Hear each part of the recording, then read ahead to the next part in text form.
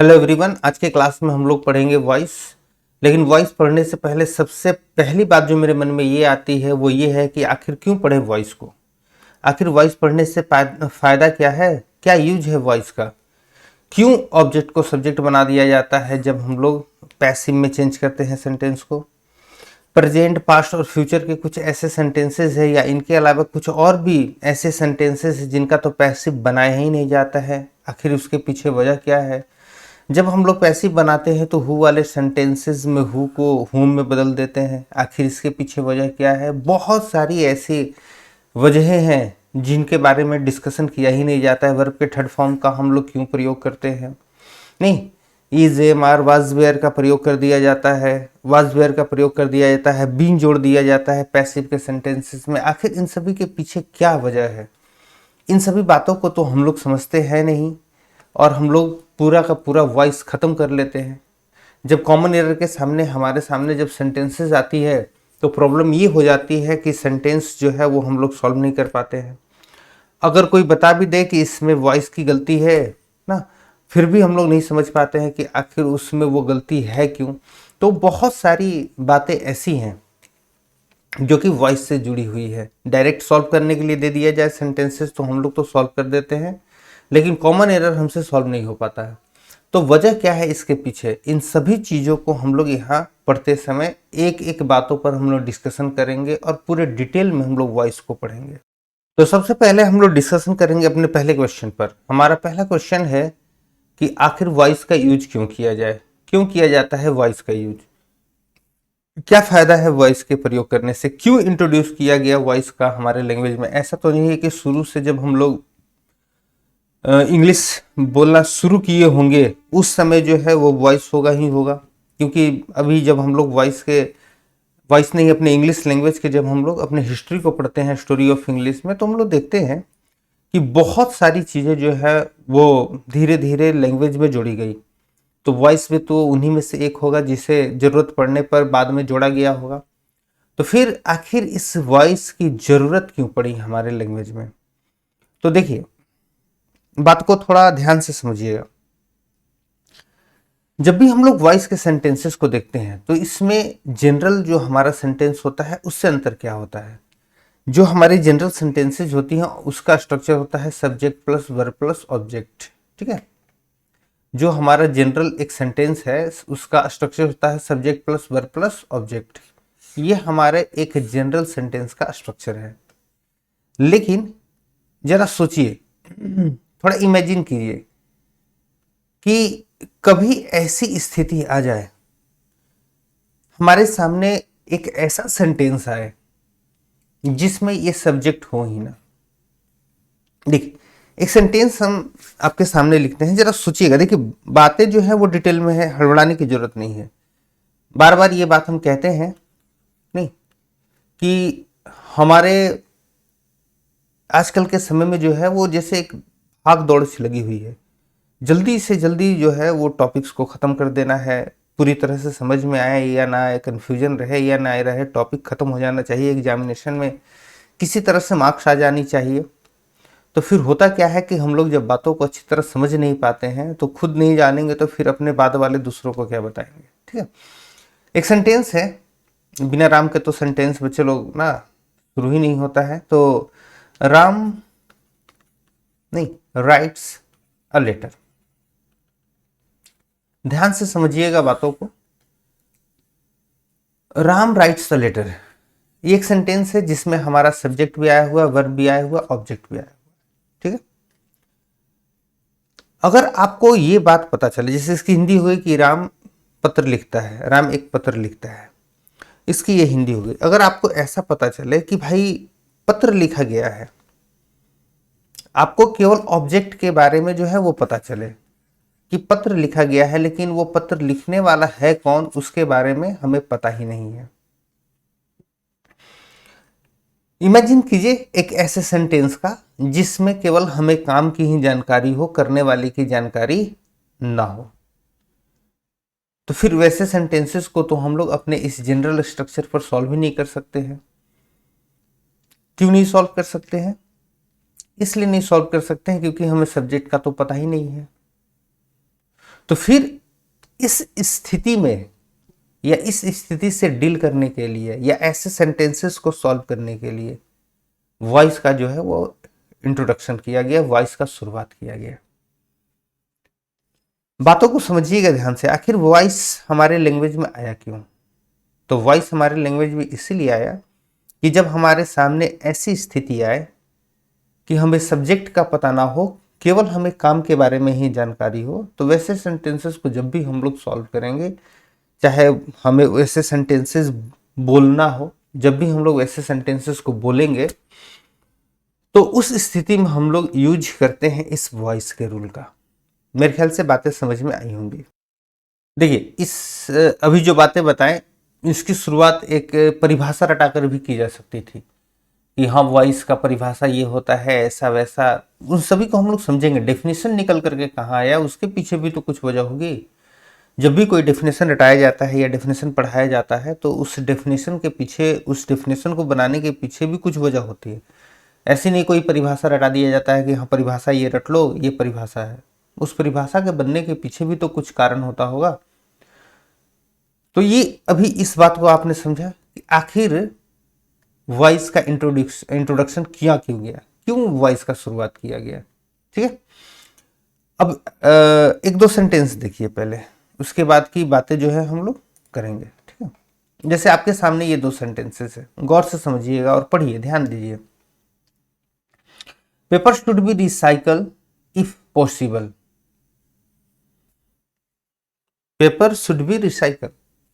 अब इस सेंटेंस को पढ़िएगा तो सेंटेंस तो ये गलत है, जाहिर सी बात है। एसएससी एग्जामिनेशन में ये क्वेश्चन पूछा गया है, हालांकि उसके पूछे जाने का तरीका अलग होता है, बीच में स्लैश दिया रहता है। ठीक है, आपके सामने डायरेक्ट लिख दिया गया है। अब इस सेंटेंस को अगर पढ़ा जाए, ग्रामेटिकली गलत है, अभी उसके बारे में डिस्कशन नहीं करना है, फिलहाल ध्यान दीजिए। Paper should be recycle if possible, यहां पर पेपर के रिसाइकल किए जाने की बात की जा रही है।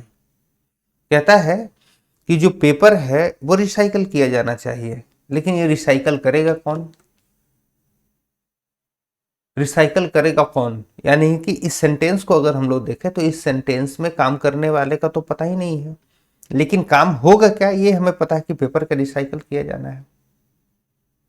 तो ऐसे सेंटेंसेस हम लोग हमेशा पैसिव में लिखते हैं। क्यों? क्योंकि इस सेंटेंस का काम करने वाला जो भी है उसके बारे में हमें पता ही नहीं है। आगे देखिए नेक्स्ट वाला sentence, the social activist was murder in cold blood. अब ये सेंटेंस ग्रामेटिकली फिलहाल अभी गलत है, इसको हम लोग सॉल्व करेंगे बाद में, थोड़े रूल्स एंड रेगुलेशन जानने के बाद।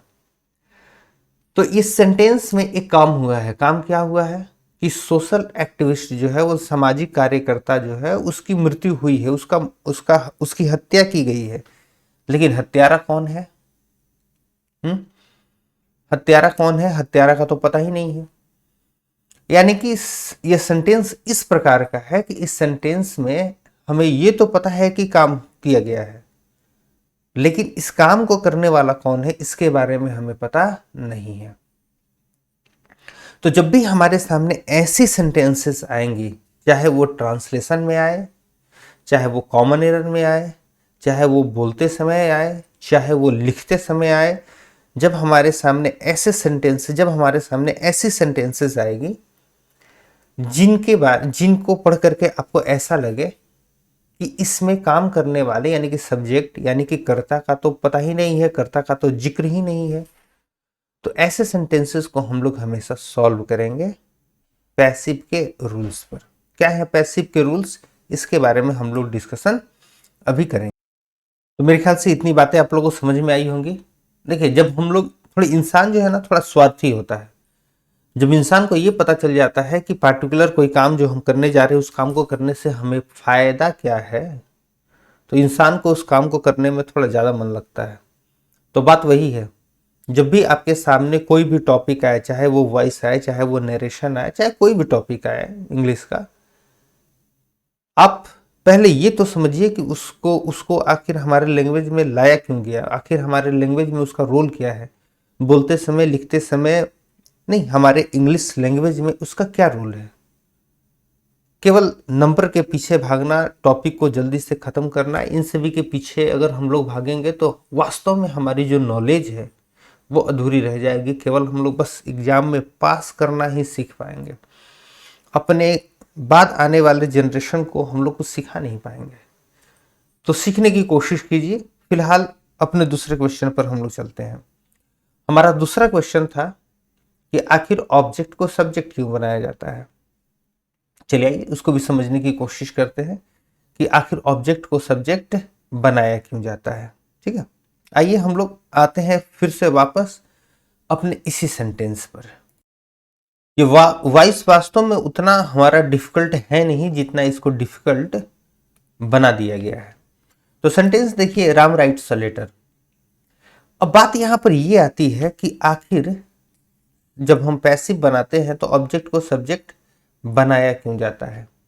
ठीक है, तो अगर इस सेंटेंस को देखा जाए तो इस सेंटेंस की अगर हम लोग बात करेंगे तो इस सेंटेंस में हमें तो केवल इतना ही पता होगा कि पत्र लिखा गया है, यानी कि कुछ काम किया गया है, लिखने वाले का तो पता नहीं होगा। अगर मान लीजिए सेंटेंस इस तरह से हमें मिलता है जिसको हम लोग पैसिव बनाते हैं, तो जब पहली बात हम लोग समझें कि आखिर वॉइस का इंट्रोडक्शन किया क्यों गया, वॉइस का शुरुआत किया क्यों गया, तो इससे तो एक बात हमें समझ में आ जाती है कि वॉइस जो है वो हमारे ग्रामर का वो टॉपिक है जिसमें सब्जेक्ट से ज़्यादा ऑब्जेक्ट को इम्पोर्टेंस दी जाती है। मेरे बात पर ध्यान दीजिएगा, फिर से इस बात को समझिएगा। जो वॉइस हम लोग पढ़ते हैं ना, ये वॉइस एक ऐसा टॉपिक है जिस टॉपिक में हमारे सेंटेंस के सब्जेक्ट वाले पार्ट से ज़्यादा इंपॉर्टेंस ऑब्जेक्ट वाले पार्ट को दिया जाता है। यानी कि वॉइस जो टॉपिक है इसमें मेन हमारा जो फोकस होता है वो ऑब्जेक्ट पर होता है, ना कि सब्जेक्ट पर। बात समझ में आई? तो जब हमारा मेन फोकस ऑब्जेक्ट पर ही होगा, हम ऑब्जेक्ट की प्राथमिकता को दर्शाना चाहते हैं अपने बनने वाले सेंटेंस में, अपने पैसिव सेंटेंस में, तो जाहिर सी बात है हम लोग ऑब्जेक्ट को सब्जेक्ट बनाएंगे ही बनाएंगे। ठीक है, बात समझ आई? जब हमें ऑब्जेक्ट के इंपॉर्टेंस को दर्शाना है, जब हमें ऑब्जेक्ट के इंपॉर्टेंस को दर्शाना है, तो जाहिर सी बात है कि ऑब्जेक्ट को हम लोग सब्जेक्ट बनाएंगे ही बनाएंगे। ठीक है, परिभाषा हम लोग रटेंगे, परिभाषा को पढ़ा जाएगा, जो उसकी परिभाषा आप लोग पढ़ते हैं कि जिसमें कर्ता सक्रिय हो, निष्क्रिय हो, लेकिन वो डेफिनेशन बना कैसे इसको तो समझ लीजिए। कुछ छोटी छोटी ऐसी बातें हैं जिसको बिना समझे हम लोग अगर रटने की कोशिश करते हैं तो उसका बेनिफिट भी कुछ नहीं होता है। जैसे अभी हम लोग यहाँ पर देख ही रहे हैं सेंटेंस, नहीं, ऑब्जेक्ट को सब्जेक्ट क्यों बनाया जाता है, इसका सबसे अच्छा एग्जाम्पल जो है वो हम लोग लीडर्स से ले सकते हैं, नेताओं से ले सकते हैं। कैसे ले सकते हैं? जैसे मान लीजिए कोई नेता, या ध्यान से सुनिएगा बात को, मान लीजिए जैसे कोई नेता चुनाव में खड़ा होता है और पहली बार आपसे मिलने आता है, तो वो बहुत सारे वादे करता है कि रोड अच्छा बना देंगे, आपके लिए वाटर की सप्लाई जो है वो सही तरीके से यहाँ पर ना कर दिया जाएगा, जो भी मतलब आपके मोस्ट ऑफ जो प्रॉब्लम्स है that will be sorted out, उसको सॉल्व कर दिया जाएगा। वो नेता जीत गया और जितना समय भी उसका टेन्योर है उसने अपना उसमें काम किया और आपकी सारी व्यवस्थाएं जो है उसने पूरी कर दी। तो जब आपकी सारी मांगों को उसने पूरा कर दिया और जब फिर नेक्स्ट टाइम वो इलेक्शन में खड़ा होता है और जब वो आपके सामने वोट मांगने आता है, तो उसकी जो सेंटेंसेस होती हैं वो एक्टिव में नहीं होंगी, उसकी सेंटेंसेस पैसिव में रहती हैं। जैसे मान लीजिए अगर उसने सड़क बनवा दिया, वो आपसे कहेगा कि ये सड़क मेरे द्वारा बनवाई गई। ठीक है, नहीं, उसने आपके लिए पानी की व्यवस्था अगर सही करवा दी तो वो सेंटेंस पैसिव में बोलेगा, पानी की व्यवस्था आपके लिए सही मेरे द्वारा जो है वो सही पानी की व्यवस्था करवाएगी। तो इस तरह से सेंटेंसेस बहुत सारी हमें मिलती हैं जिनमें सब्जेक्ट से ज़्यादा इंपॉर्टेंस हमें ऑब्जेक्ट को देना होता है। तो जब ज़्यादा इंपॉर्टेंस हमें ऑब्जेक्ट को देना होता है तो जाहिर सी बात है कि जब सेंटेंस हम लोग बनाएंगे इस तरह से पैसिव में, तो उसमें हम लोग क्या करेंगे, सेंटेंस में ऑब्जेक्ट को सब्जेक्ट में बदलेंगे, तभी जो है वो क्या होगा, हमारी ऑब्जेक्ट की महत्व ना वो सेंटेंस में दर्शेगी। और एक छोटी सी बात ये भी समझ लीजिएगा कि जो पहली बात हम लोगों ने समझी उस बात से तो ये पता ही चल गया कि object basically topic, sorry voice basically जो टॉपिक है वो ऑब्जेक्ट के इंपॉर्टेंस को दर्शाने के लिए ही है। ठीक है, तो ये हो गई हमारी दूसरी बात। शुरू की दो बातों को हमने समझा क्यों यूज करें। ठीक है, पहली बात हम लोगों ने समझी कि आखिर क्यों यूज करें पैसिव का। दूसरी बात हम लोगों ने समझी कि ऑब्जेक्ट को सब्जेक्ट क्यों बनाया जाता है। ठीक है, दो बातों को समझना। बाकी की जो भी बातें हैं वो बातें हमें रूल के साथ समझनी है। ठीक है, जो रूल्स हमारे होते हैं उन रूल्स के साथ हमें समझनी है। ठीक है, और ये तो आप लोग समझिए, इसको हम लोग सॉल्व करेंगे बाद में। और देखिए, अब इसकी जो डेफिनेशन की बात आती है कि मतलब इसकी परिभाषा क्या है, तो इसकी जो भी आप लोग परिभाषा जो भी आप लोग पढ़ते हैं वो सारी परिभाषाएं इन्हीं दोनों बातों पर निर्भर करती है। ठीक है, आप इसको हिंदी में है, इंग्लिश में आप लोग पढ़ लीजिएगा। एक्टिव क्या है, तो एक्टिव वही होता है जिसमें ना डूअर यानी कि काम करने वाला, उसके महत्व को दर्शाया जाता है, यानी कि सब्जेक्ट का वो फॉर्म जो सब्जेक्ट में सेंटेंस में काम करते हुए नजर आए। जब हम लोग बात करते हैं पैसिव की, तो पैसिव क्या है, तो पैसिव हमारा वो सेंटेंस होता है जिसमें किया गया काम ज़्यादा इम्पोर्टेंट होता है। ठीक है, work done is more important then the doer, किए जाने वाले व्यक्ति से कहीं ज़्यादा इम्पोर्टेंट होता है जो काम हुआ है। यानी कि हमारा सब्जेक्ट निष्क्रिय अवस्था में पड़ा हुआ रहता है, वो काम करता हुआ सेंटेंस में नहीं दिखता है, बल्कि उस सेंटेंस में ऑब्जेक्ट के सब्जेक्ट यानी कि कर्ता के द्वारा किए गए जो काम है उसी के महत्व को दर्शाया जाता है। इन सभी चीज़ों को रट लीजिएगा, और शुरू से हालांकि आप लोगों ने इन सभी चीज़ों को रटा ही होगा, इसमें कोई ना।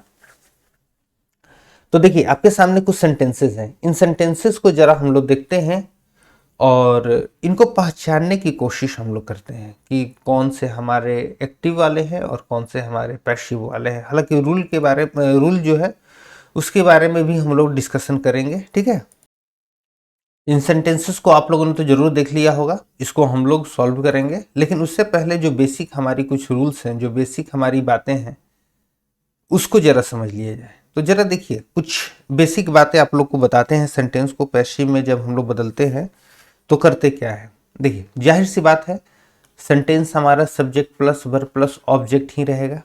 ठीक है, बहुत बढ़िया। जब हम लोग इसका पैसिव बनाएंगे तो पैसिव बनाते समय ऑब्जेक्ट को हम लोग क्या करते हैं, सब्जेक्ट बना दिए। बहुत बढ़िया, सब्जेक्ट बना दिए। इसके बाद हम लोग क्या करते हैं, इसके बाद नहीं, आपने जरूर ईजेएमआर वाजवेयर ऐसा कुछ रट करके रखा होगा, वास्तव में उसको रटने की जरूरत नहीं है। इसके बाद हम लोग काम जो करते हैं वो करते हैं बी प्लस वर्ब के थर्ड फॉर्म का। ये कहाँ से आ गया, ये तो बिल्कुल नई बात हो सकता है कि आपको सुनने के लिए मिली हो, तो घबराइए मत, इसको अभी एक्सप्लेन करके बताते हैं। और यही एक रूल होता है, नहीं, this is the only one rule. ठीक है, ठीक है, this is the only one rule ना, जिसको हम लोग पूरे वॉइस में फॉलो करते हैं। और यही वो रूल है, यही तो मात्र एक रूल ही है हमारे वॉइस का। बाकी जो जितनी भी बातें हम लोग पढ़ते हैं ये तो बस केवल समझने वाली बात है। ठीक, यही मेन रूल है, बी प्लस वर्ब का थर्ड फॉर्म। अब इसके बाद क्या होगा, नहीं, आप लोगों ने रट के जरूर रखा होगा कि बाई आता है, अरे ऐसा कुछ नहीं होता है। ध्यान रखिए, बातों को एक्चुअली हम लोग समझते हैं नहीं, और सारी बातें हम लोग जो है वो रट रट के ना याद करके रखे हुए हैं। और मेन यही वजह होता है कि जब भी हमारा ना पैसिव के रूप में कॉमन एरर हमारे सामने आता है तो फिर परेशानी ज्यों की तो बनी रह जाती है। डायरेक्ट सॉल्व करने के लिए तो मिलता है तो वो तो हम लोग सॉल्व ही कर लेते हैं। बेसिकली परेशानी जो होती है वो हमारी कब होती है, जब हमें कॉमन एरर के रूप में पैसिव के सेंटेंसेस मिलते हैं। अलग अलग तरह के सेंटेंसेस को हम लोग सॉल्व किया जाएगा ना। मेरे ख्याल से शायद ये रूल जो है, यह रूल लिखा हुआ, घबराइएगा मत, ठीक, ये रूल लिखा हुआ है, शायद तस्वीर से हो सकता है कि ढक गई होगी। एक मिनट, मेरे ख्याल से, चलिए ठीक है, अब लिख दिए फिर से। अब सब्जेक्ट तो सबसे पहले आया, उसके बाद एक नई बात बी प्लस V3, अब इसको एक्सप्लेन कर रहे हैं। बेसिकली यही रूल है जैसा कि हम बताएं। उसके बाद क्या होता है, तो आइए जरा एक सेंटेंस को हम लोग कोशिश करते हैं पैसिव में बदलने की, ताकि आपके जो कन्फ्यूजन्स है वो खत्म हो जाए। जैसे अभी जो सेंटेंस हम लोगों के द्वारा लिखा गया था, कौन सा लिखा गया था ना, थोड़ा सा मेरे को समय दीजिए। एक एक बात जो है वो दिमाग में बिल्कुल जैसे डाउनलोड होता है वैसे डाउनलोड हो जाएगा, फिर ना वो कभी डिलीट नहीं होगा और कभी वो इरेज नहीं होगा। अभी फिलहाल आप लोग ज़्यादा जो नए बच्चे जिनको अभी वॉइस के बारे में पता नहीं है, वो ज़्यादा अभी जो है कैसे इसको सॉल्व कर रहे हैं उस पर ज़्यादा आप लोग जो है अभी दिमाग लगाने की जरूरत नहीं है। हो सकता है कन्फ्यूजन हो जाए, ठीक है, लेकिन एक एक बातें सारी जो है वो एक्सप्लेन हो जाएगी। चलिए ठीक है। तो राम राइट्स अ लेटर, अगर इसको पैसिव बनाना हो तो पैसिव हम लोग कैसे बनाएंगे? अ लेटर हो गया, ये हमारा ऑब्जेक्ट जो है वो सब्जेक्ट बन गया। इसके बाद हम लोग ई चलाए, ठीक है, ये हो गया। अब इसके बाद हम लोग क्या लिखते हैं, तो आपके दिमाग में बैठा हुआ है बाई लिखते हैं। अब ये बाई है क्या, तो याद रखिएगा ये कुछ नहीं है, ये क्या है, प्रीपोजिशन है। और जब ये प्रीपोजिशन है तो इससे रिलेटेड बस एक बात जरा ध्यान दीजिएगा, ठीक है, जो सेंटेंसेस लिखने जा रहे हैं उस पर जरा ध्यान दीजिएगा, ठीक है। सारी जो कंफ्यूजन है वो खत्म हो जाएगी। जैसे ही cuts the apple with knife, और एक सेंटेंस लिखते हैं, Rohit goes to Patna by car, ठीक है। और एक सेंटेंस लिख देते हैं, ही कम्स हियर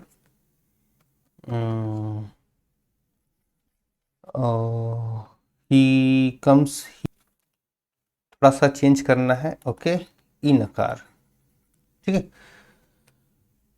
अब इन तीनों सेंटेंसेस को जरा देखिए, गौर से देखिएगा इन सेंटेंसेस को, ठीक है।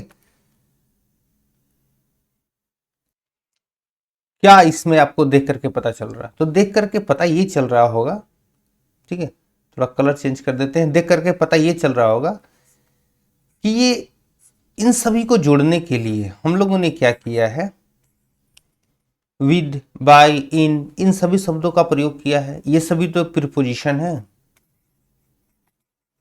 ये सभी क्या है, ये सभी भी तो प्रीपोजिशन है। और जब ये सभी प्रीपोजिशन है और जब अलग अलग तरह के यहाँ पर हमें नाउन मिलेंगे या सब्जेक्ट मिलेंगे, जो भी बोलिए, तो उनको जोड़ने के लिए यहाँ पर भी तो अलग अलग तरह के प्रीपोजिशन का प्रयोग किया जाएगा। तो फिर बहुत सारे मैक्सिमम बच्चों से जब भी ये बातें होती है तो वो हमेशा यही बात बोलते हैं, ठीक है, हमेशा यही बात बोलते हैं कि ये स्ट्रक्चर में ही ये रटा दिया गया है कि वहाँ पर जब भी होगा वो बाई ही होगा, ठीक है।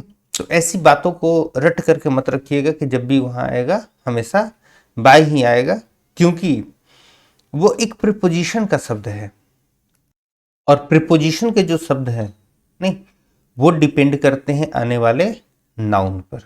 ऐसा कभी मत रट के रखिएगा कि जब आएगा यहाँ बाई ही आएगा, ठीक है। यहाँ पर अभी राम है तो राम के अकॉर्डिंग बाई लिखा हुआ है, चलिए कोई बात नहीं है, लेकिन समझ लेना है, रटना नहीं है, ठीक है। इस रूल को एकदम ध्यान से अपना ना एकदम दिमाग में बैठा लीजिएगा कि बाई प्लस वर्ब का थर्ड फॉर्म आता है, सॉरी बी प्लस वर्ब का थर्ड फॉर्म आता है।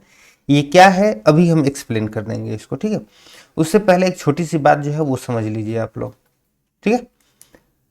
तो ये तो बात हम लोग समझे ही। तो देखिए ये हमारा सब्जेक्ट आ गया, उसके बाद यहाँ बी आ जाएगा, ये हमारा मेन वर्ब का थर्ड फॉर्म आ जाएगा, फिर यहाँ पर ये प्रीपोजिशन आएगा। और प्रीपोजिशन जो है वो अलग अलग स्थिति में अलग अलग तरह से प्रयोग किया जाता है। जैसे बाई कब आता है, तो बाई लिविंग बीइंग के लिए आता है। विद भी आ सकता है बाई के बदले कब, जब कोई औजार का नाम हो ना। इन भी आ सकता है कब, जब किसी हम माध्यम की बात करते हैं। एट भी आ जाएगा कब, जब इन तीनों में से कोई ना हो तो एट का प्रयोग कर दीजिए। यहाँ पर टू भी आता है, कब? जब नो, रिस्ट्रिक्ट या कन्फाइन जैसे शब्दों को हम लोग प्रयोग करते हैं। तो स्थितियां जो है वो थोड़ी अलग अलग होती हैं। ये रट करके मत हमेशा बैठा करके रखिएगा कि जब भी आएगा तब बाय ही आएगा। ठीक है। अब यहाँ पर ये प्रीपोजिशन आता क्यों है, एक छोटी सी बात ये भी आप समझ लीजिएगा। ठीक है, प्रीपोजिशन आता क्यों है वहां पर, ये बात भी एक छोटी सी समझ लीजिएगा। देखिए, अगर हम लोग बात करें जिस सेंटेंस को अभी हम लोगों ने पैसिव में बदला है, उसी सेंटेंस की अगर बात करें हम लोग, ठीक है, अगर हम बात करें तो ये तो हमारा ऑब्जेक्ट आ गया, नहीं, ये उसके अकॉर्डिंग हेल्पिंग वर्ब आ गया, और ये हमारा रिटेन आ गया, ए लेटर इज रिटेन। यहाँ तक की बातें तो अपनी अर्थ में क्लियर हो ही गई। उसके बाद जो एक्स्ट्रा नाउन या प्रनाउन जोड़ा जाएगा उसको प्रीपोजिशन के द्वारा ही हम लोग जोड़ते हैं।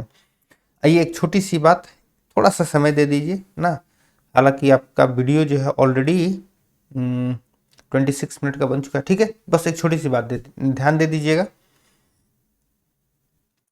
ज़्यादा समय आप लोग का नहीं लेंगे। ठीक है, तो चलिए डायरेक्ट सेंटेंस को ही देख लिया जाए, थोड़ा समय बच जाएगा। गौर कीजिएगा, Ramesh is going to Patna, ये क्या किया गया, थोड़ा सा कलर चेंज कर देते हैं। ठीक है, ये क्या किया गया, टू से इसे जोड़ा गया। इन अ कार, ये क्या किया गया, इन से इसे जोड़ा गया। इन द रेन, ये क्या किया गया, इन से इसे जोड़ा गया। इन द नाइट, यहाँ क्या किया गया, द नाइट को इन से जोड़ा गया। तो ये प्रीपोजिशन क्या कर रहे हैं, ये प्रीपोजिशन कुछ नहीं कर रहे हैं, बस केवल आप जितने भी नाउन को जोड़ना चाहते हैं सेंटेंस में, उन सभी नाउन को बस ये जोड़ते जा रहे हैं। आप प्रोनाउन को भी जोड़ सकते हैं, नहीं, जैसे मान लीजिए आप यहाँ से और एक नाउन जोड़ देना चाहते हैं तो उसको भी जोड़ दीजिए। जैसे Ramesh is going to Patna in a car, in the rain, in night, जोड़ दीजिए एक और, विद हिज फ्रेंड। ठीक है, अब यहाँ जोड़ दीजिए, विद जोड़ दिए ना, अब जोड़ दीजिए यहाँ पर ना, टू ब्रिंग पिज्जा, और जोड़ दीजिए फॉर मी, जितना चाहे उतना आप जोड़ दीजिए ना, जितनी आपकी आवश्यकता हो। तो ये प्रीपोजिशन क्या करता है, ये प्रीपोजिशन हमारे जरूरत पड़ने वाले नाउन या प्रोनाउन को सेंटेंस से जोड़ता जाता है। तो उसी तरीके से यहाँ पर जो ये राम है, ये तो राम हमारा सब्जेक्ट के रूप में है, ये तो बच गया एक्स्ट्रा, तो इसको करेगा क्या, सेंटेंस में हम लोग जोड़ देंगे इसको। और जब हम किसी और नाउन को जोड़ेंगे या किसी और प्रोनाउन को जोड़ेंगे तो उसको जोड़ने के लिए हमें ज़रूरत पड़ती है एक प्रीपोजिशन की, और प्रीपोजिशन के रूप में यहाँ पर अपनी ज़रूरत के हिसाब से हम शब्दों का प्रयोग करते हैं। ये ऐसा मत रट करके रखिएगा कि जब भी आएगा केवल बाई ही आएगा। ठीक है, तो ये एक ऐसी बात हो गई जो फिलहाल जनरली हम किताबों में मिलती नहीं है, हमें रटा दिया जाता है। तो रटने से थोड़ा सा अलग मेरी कोशिश रही है कि आप लोगों को जो बेसिक बातें हैं वो समझाई जाए। और नेक्स्ट जो हम लोग वीडियो बनाएंगे अब उसमें अब टेंस के अकॉर्डिंग सेंटेंस जो है उसको सॉल्व करना शुरू करेंगे हम लोग। ठीक है, तो इतनी बातों को अच्छी तरह से समझ लीजिएगा। ठीक है, चलिए तो मिलते हैं हम लोग नेक्स्ट वीडियो में।